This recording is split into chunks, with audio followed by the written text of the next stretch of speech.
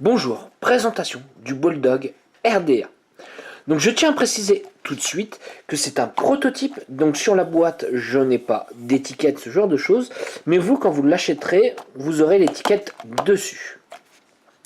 Donc on va ouvrir un petit peu la boîte, on va voir ce qu'il y a à l'intérieur. Donc forcément nous avons le RDA. Alors il faut savoir qu'à l'intérieur vous aurez soit un noir ou soit un or, selon ce que vous choisissez. On va le mettre de côté. Juste ici, et on va regarder ce qu'il y a aussi à l'intérieur. À l'intérieur, nous avons une petite pochette. Dans la pochette, vous avez tous les o-rings de remplacement et vous avez un pin non BF, puisqu'il faut savoir que vous avez un pin BF fourni avec et non BF. À l'intérieur, je ne sais pas si ça se voit très bien, nous avons aussi des petits ressorts à l'intérieur. À quoi ils vont servir? Ils vont servir tout simplement à nos pôles, et ça je vais vous l'expliquer prochainement. Donc voilà sa petite tête. Donc nous avons la gravure du Bulldog, derrière nous avons le Bulldog en nom écrit, nous avons deux airflows de chaque côté. Alors moi sur ma version on ne peut le monter qu'en double coil. Il faut savoir que maintenant on va pouvoir le monter en simple ou double coil. Il nous a fait des airflows différents. Si on souhaite, on va un peu plus tranquille.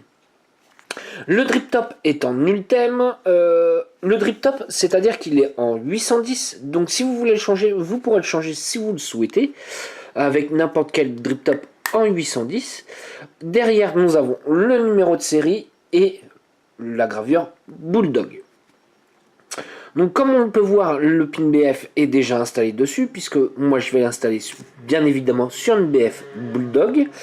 On va voir un petit peu sa taille, savoir combien il fait. Normalement c'est un 24 mm.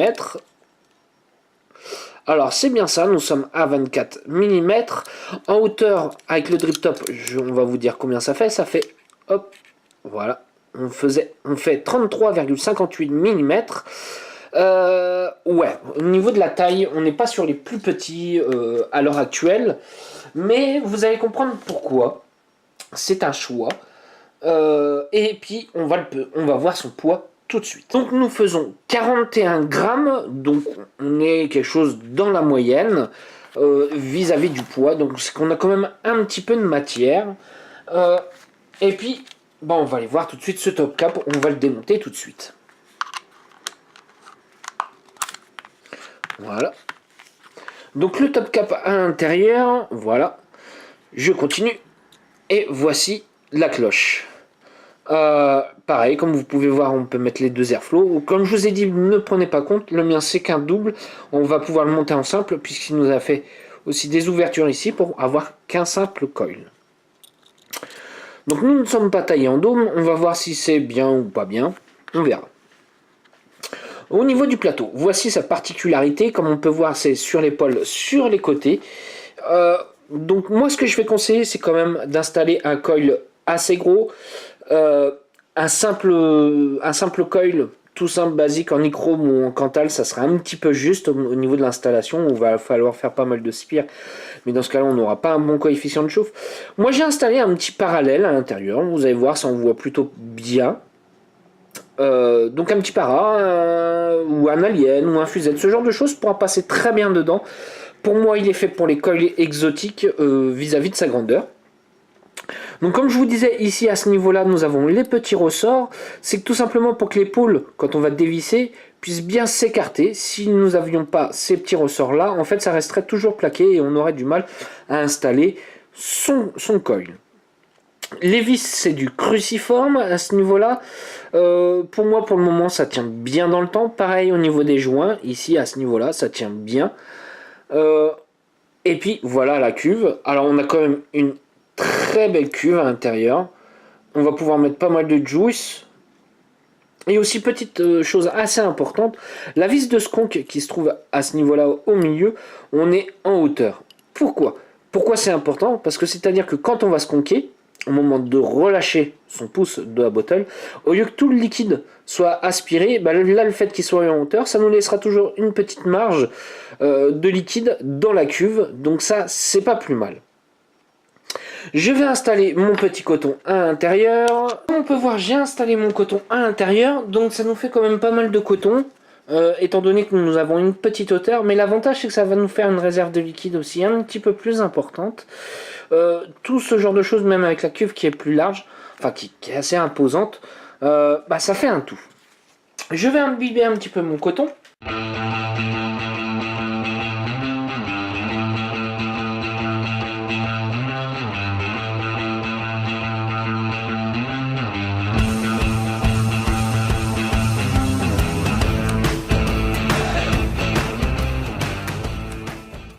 J'ai imbibé mon coton comme on voit, mon petit montage. Voilà. On voit plutôt pas mal avec la petite box. Ça là pareil, la box j'en reparlerai dans une prochaine revue. Et je vais installer le tout. Voilà. Alors comme on peut voir sur une box en 2700 ça passe très bien.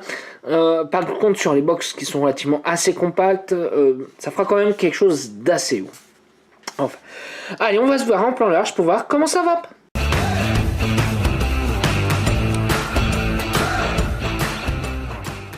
Donc nous voilà en plan large. Là on va pouvoir montrer ce que ça donne réellement sur la box. Donc voilà, ça nous donne ce genre de petites choses. Et puis, moi ce qui est intéressant c'est d'aller se faire un petit nuage tout de suite. Là j'ai ouvert les deux airflow. On va voir ce que ça va donner. Voilà, on va être quand même sur quelque chose d'hyper aérien, ce genre de choses. Donc voilà.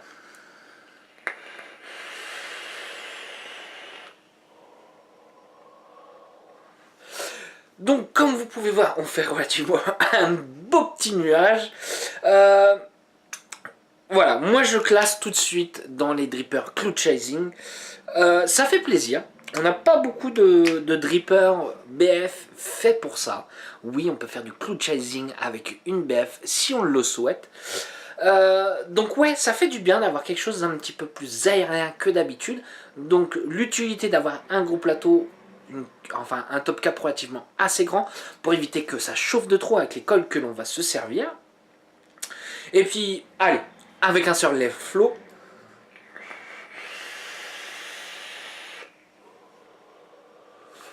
Voilà, on fait peut-être un nuage un petit peu moins important, mais on est quand même là. Moi, honnêtement, je préfère qu'avec un seul airflow. Avec deux airflows, je trouve un petit peu trop aérien à mon goût. Voilà. Est-ce que je l'aime bien? Ouais, je l'aime bien. Ça fait, comme je vous dis, ça fait plaisir de trouver un dripper Cloud Chasing. Avec un peu de saveur. Oui, j'ai pas honte de le dire, on a quand même une présence de saveur qui est là. C'est sûr, on n'est pas autant que nos drippers style MTL, ce genre de choses au niveau de la saveur, ça je vous l'accorde. Mais pour un dripper cloud, on a quand même quelque chose d'assez sympa et plutôt agréable. J'ai oublié de vous parler du prix. Au niveau du tarif, nous sommes aux alentours de 45,90, ce qui est vraiment très correct comparé à certains ou ce qu'on peut voir en ce moment entre 100 et 150 euros. Ouais, j'ai pas honte de dire entre 100 et 150 euros. Voilà, là ça nous fait plaisir. On a un petit dripper pas trop cher pour le BF en Cloud Chasing. Pour moi, ces points positifs, ça va être le réglage de airflow qui se fait très facilement. Le fait qu'il soit aérien, le fait que l'on puisse placer des gros coils. Le point négatif, attention, ça peut être un petit peu compliqué au départ d'installer son coil quand on n'a pas l'habitude. Il y a un petit coup de main à prendre relativement très léger. Voilà, moi, au premier montage que j'ai fait, j'ai eu un tout petit peu de mal. Enfin, j'ai dû m'y reprendre à 2 fois. Donc voilà, pour moi, c'est peut-être un petit point négatif là-dessus. Voilà. Après, moi, le point positif, c'est qu'on va pouvoir monter des coils horizontales ou verticales, comme on le souhaite. Si vous avez des questions, j'y répondrai avec un grand plaisir. Et en bas, je vous mettrai le lien du groupe si vous souhaitez en acquérir un. Et je vais vous souhaiter une bonne journée, une bonne soirée ou un bon week-end. Salut à tous!